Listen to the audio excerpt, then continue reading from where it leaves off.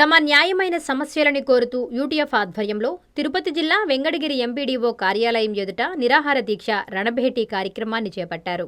ఈ కార్యక్రమానికి ఉపాధ్యాయులు పెద్ద సంఖ్యలో తరలివచ్చి కూటమి ప్రభుత్వానికి వ్యతిరేకంగా నినాదాలు చేశారు.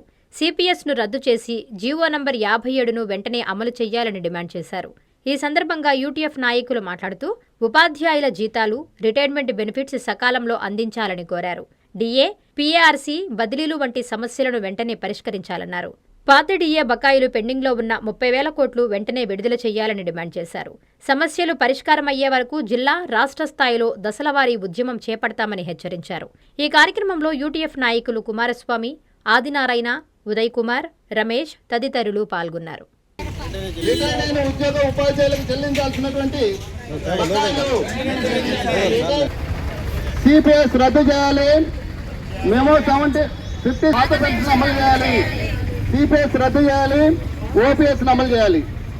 57 రద్దు ప్రకారం పాత పెన్షన్ అమలు చేయాలి. అయ్యారు వెంటనే ఉద్యోగ ఉపాధ్యాయుల సరెండర్ లీవులు బకాయిలకు చెల్లింపులు. కోవిడ్ కాలంలో చనిపోయిన ఉద్యోగ ఉపాధ్యాయులు. నా పేరు కుమారస్వామి, యూటీఎఫ్ జిల్లా సహా అధ్యక్షుడు.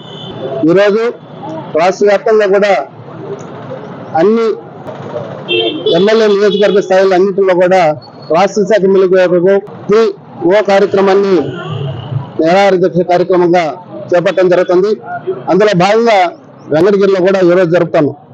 రాష్ట్ర శాఖ పిలుపు మేరకు ఈ ప్రభుత్వం రాకముందు మాకు రావాల్సినటువంటి ఆర్థిక బకాయిలు అయితేమి, ప్రభుత్వ పరంగా రావాల్సినటువంటి సౌకర్యాలు కానీ ఏది కూడా కల్పించకపోవడం వల్ల ఈ ప్రభుత్వం వచ్చిన తర్వాత, ఏర్పడిన తర్వాత మేమంతా కూడా కల్పిస్తామని చెప్పనేసి ఈ రాష్ట్ర ప్రభుత్వ నాయకులు మాకు ఆ రోజు ఎన్నికల్లో హామీ ఇచ్చారు. ఆ మేరకు మేమందరం కూడా ఉద్యోగ, ఉపాధ్యాయ, కార్మిక, రిటైర్డ్ ఎంప్లాయీస్ తో సహా అందరం కూడా ఈ ప్రభుత్వం మీద ఆశలు పెట్టుకున్నాం. 3 సంవత్సరాలు అవుతాన్నా కూడా దాన్ని ఊసేలేదు. గత కాలంలో ఉన్నటువంటి ఏర్పాటు చేసినటువంటి కమిషన్ కూడా రిజైన్ చేసి వెళ్ళిపోతే కూడా ఈ సంవత్సరం 20 నెలలుగా ఆ ఆలోచన చేయలే.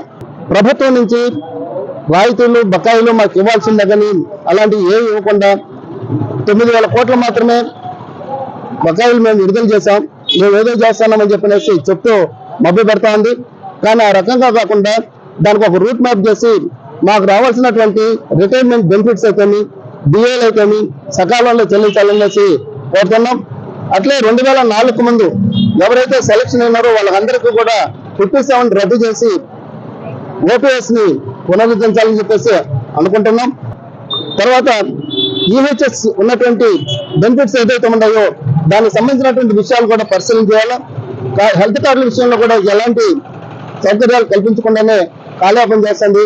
సరే, ఏదేమైనా కూడా ప్రభుత్వం ఈ రోజుకి కూడా సూపర్ 6 అని చెప్పేసి ప్రజల్లో మేము అన్ని చేసుకుంటా ఉన్నామనేసి చేస్తా ఉన్నారు. కానీ ఉద్యోగ, ఉపాధ్యాయ పెన్షన్లకు మాత్రం అందులో భాగమే మేమని చెప్తున్నాం. కానీ ప్రభుత్వం ఆ రకంగా ఆలోచించకుండా ఉద్యోగ వర్గాలకు మాత్రం పేరుని అన్యాయం చేస్తుంది. అవకాశం లేదు. అట్టే 1,00,000 మందితో కార్డు క్యాంపెయిన్ చేస్తాం. ఆ కార్డు క్యాంపెయిన్ కన్నా సీఎం గారు స్పందిస్తారనుకున్నాం, అది జరగలేదు. కానీ వీళ్ళని పరిస్థితుల్లో ఇవాళ అన్ని కేంద్రాల్లో కూడా, ఎమ్మెల్యే కేంద్రాల్లో ఉన్నటువంటి స్థాయిలో ఈ ధర్నా చేపట్టడం అనేది జరిగింది. ఇప్పటికైనా మీ ద్వారా ప్రభుత్వం ఆలోచించి ఉద్యోగ, ఉపాధ్యాయుల పెన్షన్ల యొక్క ఇబ్బందికరమైనటువంటి విషయాలను పరిగణలోకి తీసుకొని పరిశీలించి తమ న్యాయం చేస్తారని అనుకుంటున్నాం. లేని పక్షంలో జిల్లా కార్యదర్శి ఈరోజు యూటీఎఫ్ ఆంధ్రప్రదేశ్ ఐక్య ఉపాధ్యాయ ఫెడరేషన్ రాష్ట్ర శాఖ పిలుపు మేరకు ప్రతి నియోజకవర్గ కేంద్రంలో రణబేరి 3.0 కార్యక్రమాన్ని నిర్వహిస్తున్నాము. ఈ కూటమి ప్రభుత్వము, ప్రభుత్వ, ఉపాధ్యాయులు, అదేవిధంగా ఉద్యోగస్తుల యొక్క అండదండలతో అధికారంలోకి వచ్చి రావడం జరిగింది. వచ్చిన తర్వాత ఎన్నో హామీలు ఇచ్చారు. మీ యొక్క పీఆర్సీ కమిషన్ వేస్తాము, మెరుగైనటువంటి పీఆర్సీ ఇస్తాము, ఐఆర్ ఇస్తాము, పెండింగ్ డిఏలని ఇస్తాము, ఆర్థిక బకాయిలన్నీ కూడా మీకు క్లియర్ చేస్తామని చెప్పడం జరిగింది. అధికారంలోకి వచ్చి 2 సంవత్సరాలు అయినప్పటికీ కూడా ఉద్యోగుల పక్కన ఏమాత్రం కూడా ఆలోచించకుండా కేవలము ఒక డిఏ మాత్రమే ఈ 2 సంవత్సరాల కాలంలో ఇవ్వడం జరిగింది. అదేవిధంగా అడపాదడప ఒక 9,000 కోట్ల రూపాయలు బకాయిలు విడుదల చేయడం జరిగింది. ఇప్పటికీ కూడా 30,000 కోట్ల రూపాయలు ఉద్యోగ ఉపాధ్యాయులకు రావాల్సినటువంటి బకాయిలు ఉన్నాయి.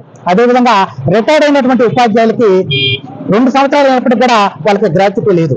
అదేవిధంగా లీవ్ ఎన్కాష్మెంట్ లేదు. అనేక రకాల సమస్యల మీద మేము ఈరోజు పోరాటం చేస్తున్నాము.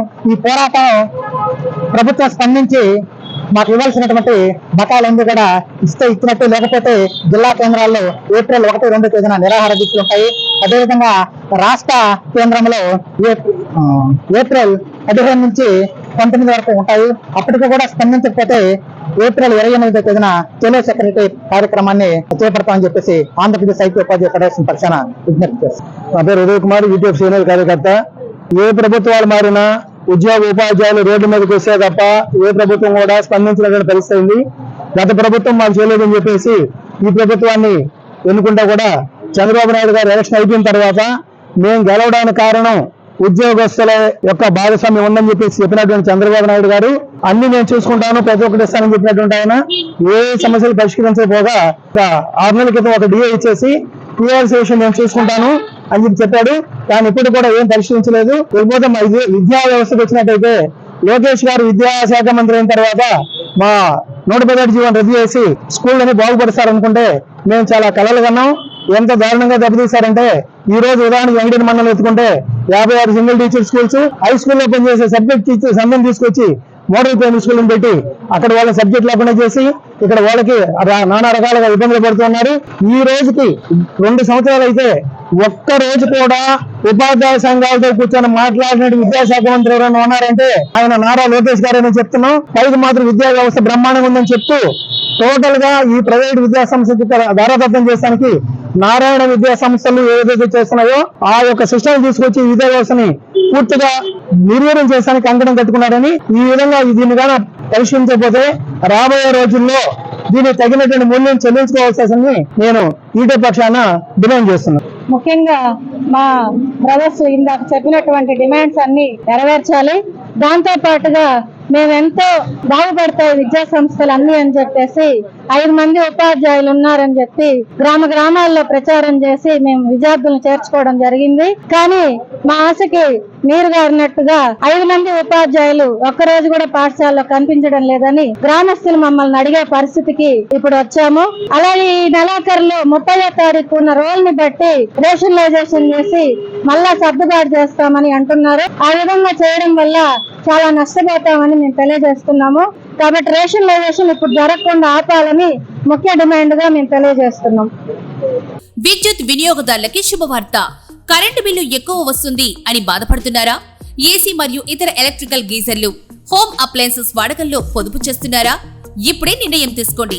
కేంద్ర రాష్ట్ర ప్రభుత్వాలు పీఎం సూర్యగర్ పథకం ద్వారా 78,000 సబ్సిడీతో మరియు వినియోగదారులకు తక్కువ ఖర్చుతోనే బ్యాంక్ లోన్ సదుపాయం, తక్కువ 65 పైసల వడ్డీతో మీరు కట్టే కరెంటు బిల్లు బ్యాంకు ఈఎంఐ కట్టే విధంగా ప్రముఖ కంపెనీలు టాటా, అదానీ, వారీ, సోలార్ 25 సంవత్సరాల కంపెనీ వారంటీతో ఉచిత డాక్యుమెంట్ ఛార్జీలతో మా సిబ్బంది ద్వారా నిర్ణీత సమయంలో సమకూర్చబడును. కనుక ప్రతి ఒక్కరూ ఈ అవకాశాన్ని సద్వినియోగం చేసుకోండి. పూర్తి వివరాలకు ఈ క్రింది నంబర్లకు సంప్రదించండి. 9985299995, 9490471476, 9177038604. Terosol green energy solutions private limited. Andhra Pradesh అన్ని జిల్లాల్లో అందుబాటులో ఉన్నాయి.